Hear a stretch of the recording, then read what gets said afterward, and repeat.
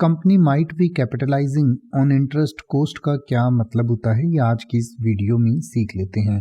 अगर हिंदी में आप इसका शाब्दिक अर्थ देखें तो इसका मतलब ये बनता है कि कंपनी ब्याज लागत का पूंजीकरण कर सकती है। पर इससे आपको ज़्यादा कुछ समझ नहीं आएगा तो थोड़ा मैं आपको एक्सप्लेन कर देता हूँ। इसका मतलब ये है कि मान लीजिए कंपनी कोई भी प्रोजेक्ट बना रही है, कोई प्रोजेक्ट तैयार कर रही है, तो उसको बनाते हुए उस पर जो पैसा कंपनी खर्च कर रही है और उस पर जो इंटरेस्ट कंपनी को पे करना पड़ रहा है वो कंपनी कई बार उसकी कोस्ट में ही डाल देती है, यानी कि उस प्रोजेक्ट की कोस्ट में डाल देती है पीरियोडिक एक्सपेंसेस में डालने की बजाय।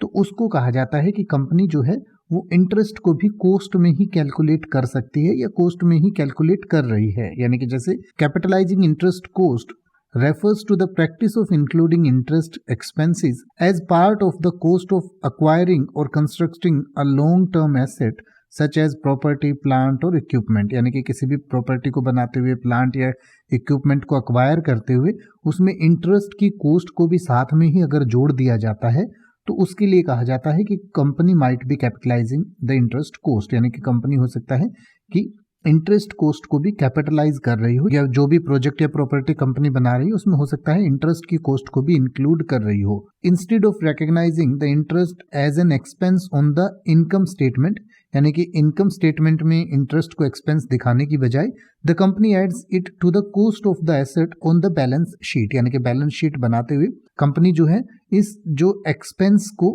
इंटरेस्ट एक्सपेंस को जो है वो अलग से दिखाने की बजाय वो उसमें कोस्ट में ही दिखा देती है। तो उसके लिए ऐसा कहा जाता है this process is common during the construction phase of a major project.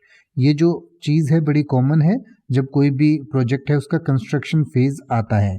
हालांकि ऐसा जो है वो कुछ कंपनीज को अलाउड होता है, इसके लिए अलग अलग नियम कायदे होते हैं, अलग अलग रूल्स होते हैं कि आप इसको इस एक्सपेंस में दिखा सकते हैं या नहीं दिखा सकते हैं। तो इस सब के बारे में अगर आप और अधिक पढ़ना चाहते हैं तो इस वीडियो की डिस्क्रिप्शन में और आपकी स्क्रीन पर दिया गया है, आप इसे पढ़ सकते हैं, इसको और बेहतर तरीके से समझ सकते हैं। हम आपको इस बात की सलाह देते हैं कि कोई भी आप फाइनेंशियल ट्रांजैक्शन है वो सही हेड में ही दिखाएं, सारे नियम कायदों को फॉलो करें और उसके बाद भी कोई भी फाइनेंशियल ट्रांजैक्शन जो है उसको आप सही हेड में ही, सही जगह पर ही दिखाएं। अगर आपको वो कोस्ट में दिखा सकते हैं तो कोस्ट में दिखाएं, नहीं तो जो एक्सपेंसेस की सही जगह है वहीं पर आपको दिखानी चाहिए।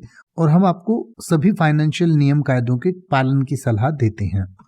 अब आप ऐसे ही किसी भी वर्ड का मतलब हिंदी और इंग्लिश में YouTube पर सर्च कर सकते हैं, आपको मेरी वीडियो मिल जाएगी जिसमें आप बिना किसी फालतू बकवास के सीधा उस वर्ड का मतलब समझ पाएंगे। तो ऐसी ही वीडियोस को देखते रहने के लिए चैनल को सब्सक्राइब करें और बेल आइकन को प्रेस करें।